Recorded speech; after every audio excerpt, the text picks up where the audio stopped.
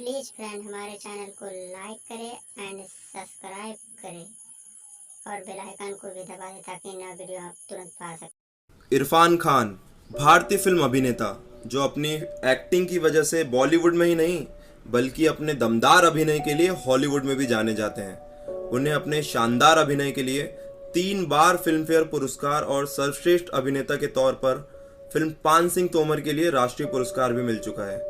इरफान की एक्टिंग के तो सभी लोग मुरीद हैं।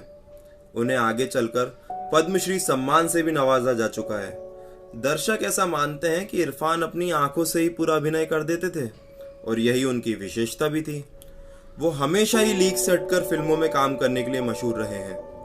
इरफान जी का जन्म एक मुस्लिम परिवार में जयपुर में हुआ था।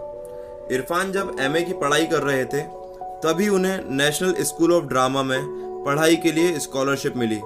इरफान जी की शादी सुतापा सिकदर से हुई जिनसे उन्हें 2 बच्चे भी हैं, बाबिल और अयान। उनके करियर की शुरुआत की बात करें तो उनका एक्टिंग करियर टेलीविजन सीरियल से स्टार्ट हुआ।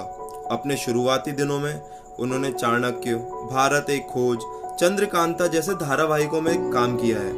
उनके फिल्मी करियर की शुरुआत फिल्म सलाम बॉम्बे से एक छोटे से रोल के साथ हुई। इसके बाद उन्होंने कई फिल्मों में छोटे बड़े रोल किए, लेकिन उनकी असली पहचान उन्हें Maqbool, Rog, Life in a Metro, Slumdog Millionaire, Paan Singh Tomar, The Lunchbox, Hindi medium जैसी फिल्मों से मिली। इरफान जी की हालिया रिलीज फिल्म अंग्रेजी मीडियम है। कैंसर के इलाज के दौरान इरफान जी ने इस फिल्म की शूटिंग की थी और उनका आखिरी सपना भी था कि वो इस फिल्म का प्रमोशन खुद जाके बहुत अच्छे से करें, पर वो नहीं कर पाए। इरफान जी ने 29 अप्रैल 2020 को कोकिलाबेन अस्पताल में मुंबई में कैंसर के इलाज के दौरान अपनी आखिरी सांसें ली।